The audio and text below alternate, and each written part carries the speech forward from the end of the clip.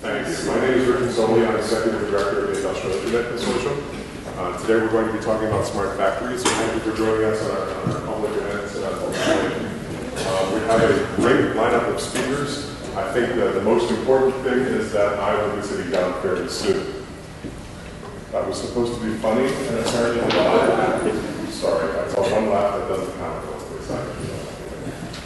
So I want to give you a little bit of an introduction, but first we're going to talk about some housekeeping items.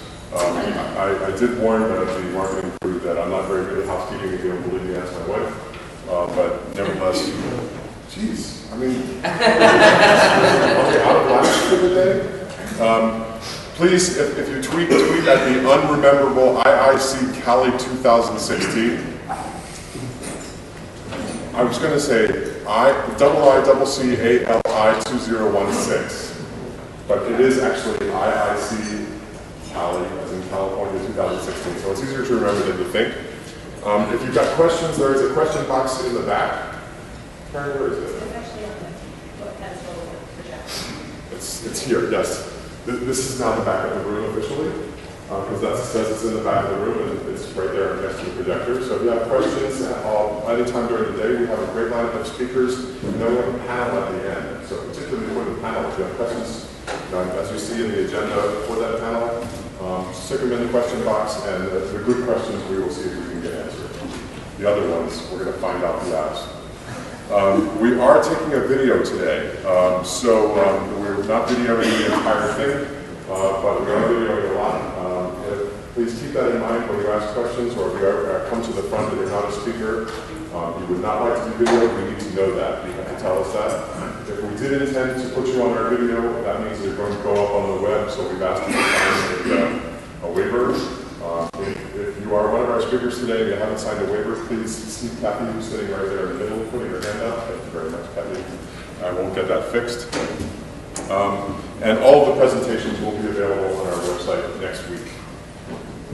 So let me talk a little bit about the Industrial Internet Consortium. How many of you are members of the Industrial Internet Consortium already? And how many of you wish you were? We can take care of that right here, right now. I'm sorry for the members, I'm going to give a little bit of an introduction of why we use the term Industrial Internet, why we're called the Industrial Internet Consortium. This is a terminology around the world for industrial internet, or the use of Internet of Things in industry, in many industries like healthcare, finance, telecommunications, manufacturing, transportation, logistics, and so forth. Has many different names around the world. Cyber-physical systems here in the United States, Industrie in France, Industry 4.0 in Germany, China 2025 in China, what's the name of Australia? 4.0. Okay. But we think that the name Industrial Internet is actually a better name because it better explains what it is from the perspective of what the revolution means to disruptions in many of these industries. So to give you a little bit of history, I'm quite sure that none of you directly remember the Industrial Revolution, but you've probably read about it. Oh, I do. I was one of them. Starting in about 1840 with steam power, locomotives, and ending about 1900. It represented an enormous disruption worldwide in jobs. So if you have read about the Industrial Revolution, you've read about the Luddites, or you've read about the laborers. What they were doing was destroying these automated looms, because the automated looms were destroying jobs. There was an incredibly huge jump in productivity as human energy, human muscle moved to machine muscle, and that leap in productivity, depending on which economist you don't believe, is somewhere between 2.5 and 4 times, not percent, times. It's a huge increase in productivity. So there were also new jobs created. And those new jobs were to build those looms, to maintain those looms, but more importantly, because of the huge leap in productivity, there was also a huge leap in consumer demand, and therefore many new jobs created. Far more jobs after that revolution than before. We saw this happen again 100 years later with the Internet Revolution. The Internet Revolution was the movement of human connectivity to machine connectivity. We all did live through that. Well, I see a couple of you that perhaps didn't. Again, we saw a leap in productivity of between 2.5 and 4 times. And again, we saw disruption. So for example, here in the United States, there are far fewer newspapers than there were just 40 years ago. And there are far fewer, and there are almost no readable newspapers in the United States. The newspapers have survived in other countries. Bookstores, however, are disappearing in almost every country. Most people are buying their books off the web. It might be Amazon, it might be Busca Libre, it might be various different sources, but that's had an enormous impact on jobs. On the other hand, again, new jobs were created. In 1990, there was only one webmaster in the world. His name was Tim.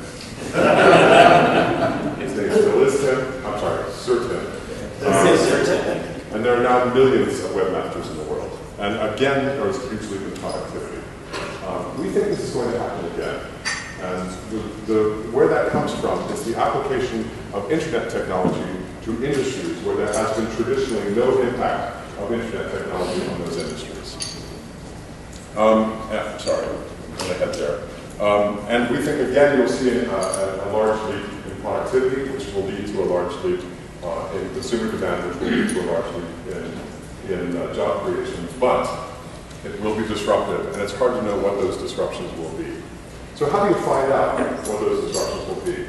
We see huge disruptions in transportation, logistics, manufacturing, healthcare, and many other vertical markets, where there really hasn't been any impact of the internet technology. So famously, in 1999, Bill Gates said, "The internet changes everything." How many people believe that? Smart people, except for Bob. I'm glad that the internet doesn't change everything. In fact, there are huge industries that have been essentially untouched by the internet. And one that I worked in personally in the late 70s and early 80s when I was 2 years old was programmable logic controllers, PLCs, which are things that are used to run discrete manufacturing lines. I worked for a company called Symbolics that was building systems to automatically diagnose failed programmable controllers from a company called Modicon. That company has been bought and sold over the years, and it's now called Schneider Electric. It was called Schneider Automation. And it's now a French company with a German name in the United States. These are just facts. But what's interesting is those boxes in 1979 did not connect to the internet, to the ARPANET at the time. If you wanted to get information from a programmable logic controller to the machines that were capturing what the factory was generating, or what the factory was using in terms of raw materials, which at that time was called manufacturing resource planning systems, now called enterprise resource planning systems. You actually had to print it out, walk across the hall, type it back in. And I remember there was one particular factory, a company called General Motors, a company that used to make cars, that had a 40% error rate when they moved information from programmable logic controllers to manufacturing resource planning systems. So those systems now connect to networks. In fact, they have RJ45 Ethernet connections, but they still don't speak to the internet. This is just one example. There are many, many others. So lots on our website.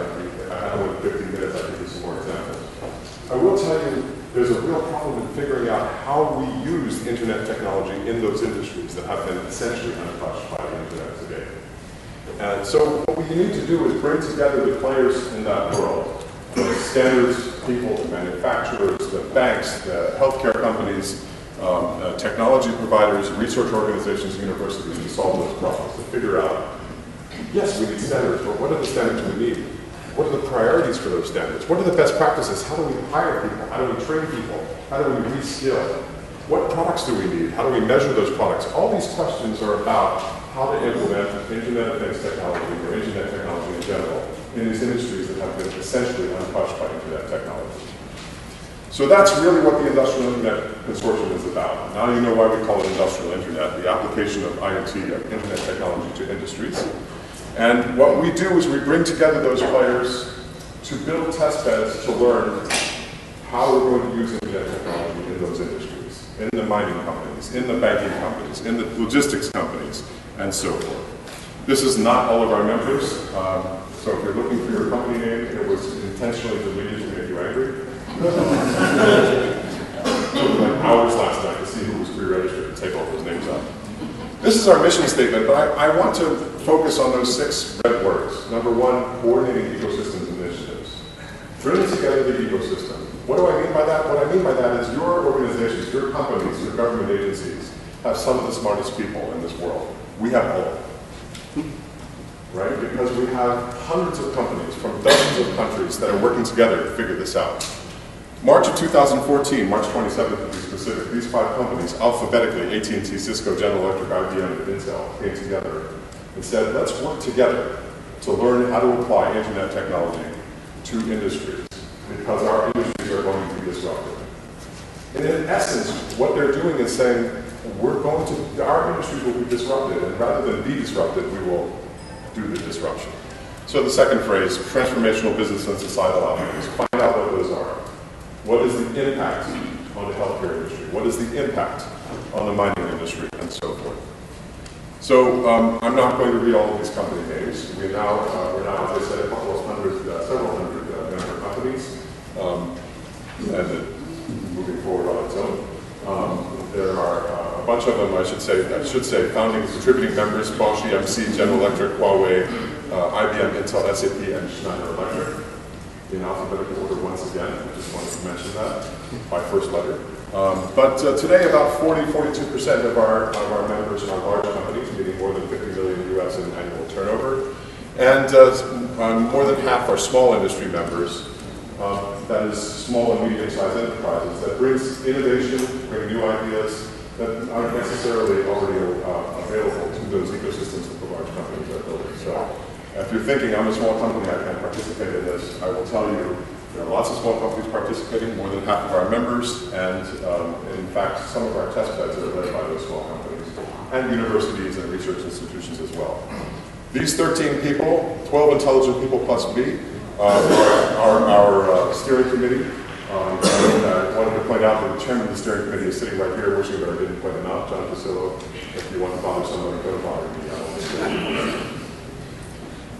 Any other steering committee members in the room, by the way? There's some, yes. So our process, I'm not going to go through in detail, but the process is about recognizing what the architecture is, figuring out how to apply a security framework. Most importantly, what's the strategy and methodology for applying internet technology to industries, many different industries? What are the similarities across industries? What are the differences between industries? And then build test beds. This is the first test bed that we went public with, March of last year.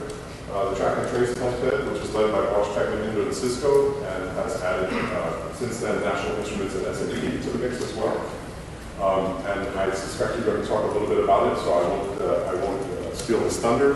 I will say that in this test bed, we've learned a lot about how to apply Internet of Things technology to the manufacturing space. Very, very interesting presentation, which I'm not going to give you. But to give you a feel for the breadth of efforts in which we are working, the second test bed we went to the public with is the communications control test bed, which actually is in an electric grid area. That is, how do you build grids that take advantage of small size and neighboring grids, where you use sources of power in neighboring grids, share power across grids, and integrate renewable energy in those grids, given the fact that renewable energy has some serious deficiencies related compared to, for example, oil and gas, which can offer you 24 hours power on a 24-hour basis, whereas renewable energy typically does not. Led by real-time innovations with support of National Instruments and Cisco and electric companies as well. The Infinite Test Bed is a smart cities test bed, and now I've completely run out of time, so I'm not going to give you any more details, but this in Southern Ireland in County Cork is exploring what happens if you are able to directly connect the resources of a nation like Ireland with the local resources in County Cork, that is a province or state, and how you can offer better health services and potentially other services as well. And I think I mentioned one more, condition monitoring and predictive maintenance test bed led by IBM and National Instruments. There are, in fact, more than 20 test beds, 18 of them listed here. You can go to iiconsortium.org/testbeds.htm and see all of the public test beds. There are 21 listed there now, and there will be more. There are a couple dozen coming through the approval process today. I will mention, as I said, this says more than 250 organizations. It's actually about 270 organizations from 32 countries this morning. More than 20, a couple of dozen test beds, as I mentioned. A reference architecture that we published last year, and we're publishing an updated version next year. A security framework that we published 3 months ago. A business strategy and solutions lifecycle effort, which has been underway for about a year and just published its first publication as well on strategy and methodology. And we have one of our brethren, our steering committee that we had when we were founded by those first 5. I think it's also important to note that just about every country in the world has initiated some sort of relationship, some sort of process for building economic growth, applying Internet of Things technology in the industries they care about. But they are focused on specific industries and or specific regions. Our focus is on many industries and worldwide. But we are working very closely with some of them. We've at this point signed very close working relationships with Germany, Japan, and China. In fact, we have representatives here from China. It's probably sitting there, sitting right there. Sorry. And we are in the midst of conversations with several other countries as well. In the next couple of days. I will point out, everyone says that none of this work is going to actually go anywhere until there are standards. I don't think that's true. I think we're already seeing the use of this technology in industries, several industries, many industries, but it will be important to provide interoperability, security, privacy, and portability over the coming year. The way we're going to do that is by using the information we've learned from our test beds with our liaison organizations. There are about 3 dozen today that we share our requirements and priorities with so that they can develop standards to help build the marketplace and figure out what the disruptions are and make those disruptions happen. So if you want more details, I'll be with you all morning. You're also welcome to stop by the registration desk where you came in. We'll be happy to give you more information. And I hope that you enjoy our lineup today. We're going to go straight into our first speaker, who, as everyone knows, is Dirk. Dirk Slama, who's with Bosch Software Innovations, and hopefully we'll be talking a little bit about the track and trace test bed. Sure will.